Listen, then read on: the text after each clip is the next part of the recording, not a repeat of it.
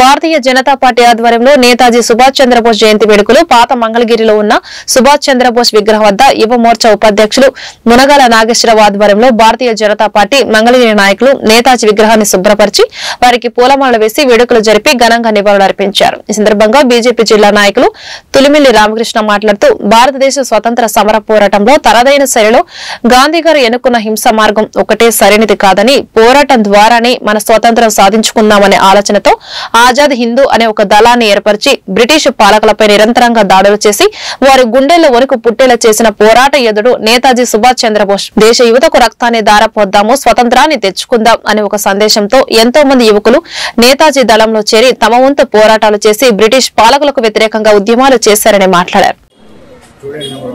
ఈరోజు భారతదేశ స్వాతంత్ర సమర యోధుల్లో అత్యంత ప్రముఖులైనటువంటి శ్రీ సుభాష్ చంద్రబోస్ గారి జయంతి 1897 జనవరి 23న వారు జన్మించి ఆ కాలంలో వారు అప్పటి పరిస్థితులలో స్వాతంత్ర సమర పోరాటంలో మరి అప్పటి ముఖ్య నాయకులతో కలిసి ఎన్నో పోరాటాలు చేశారు.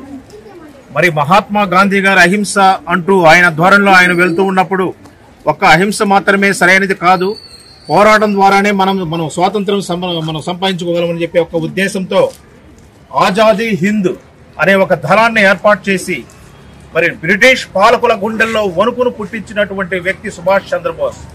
మరి అప్పట్లో ఎంతో మంది మహనీయులు, ఎంతో మంది నాయకులు స్వాతంత్ర పోరాటంలో పాల్గొని అసువులు బాసిన సందర్భంలో మరి సుభాష్ చంద్రబోస్ జపాన్ దేశ సహకారంతో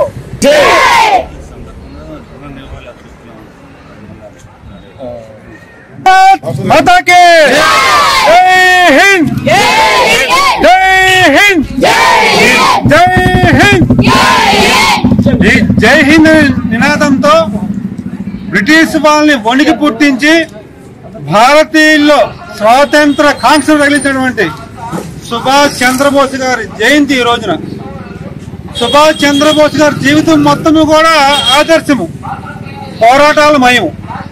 వారు ఎప్పుడు ఒకటే చెప్పేవాళ్ళు, స్వాతంత్రం అనేది మనం అడుక్కొని క్షమాభిక్షగా దేశాలు కొనేది కాదు, పోరాటం చేసి సాధించుకునేది మన కర్తవ్యము అని చెప్పేవారు. వారు అట్లాగే పోరాడేవారు.